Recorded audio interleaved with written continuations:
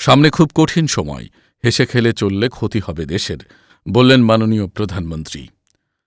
দেশের সামনে কঠিন ও গুরুত্বপূর্ণ সময় অপেক্ষা করছে বলে সতর্ক করেছেন প্রধানমন্ত্রী তারেক রহমান। সরকারকে সফল করতে এবং নির্বাচনী ইশতেহার বাস্তবায়নে নেতাকর্মী ও সমর্থকদের সহযোগিতা চেয়েছেন তিনি।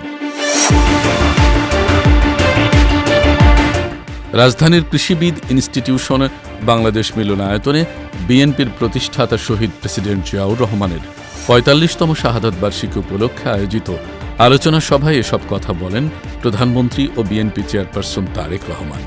তিনি বলেন, দেশের সামনে অত্যন্ত কঠিন ও গুরুত্বপূর্ণ সময় অপেক্ষা করছে।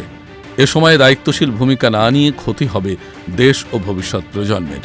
নির্বাচনী ইশতেহার শহীদ জিয়ার আদর্শ ও উন্নয়ন ভাবনা প্রতিফলিত হয়েছে উল্লেখ করে তিনি বলেন, সরকার তখনই সফল হবে যখন দলের নেতাকর্মীরা সরকারের ইতিবাচক কর্মকাণ্ডে সহযোগিতা করবেন।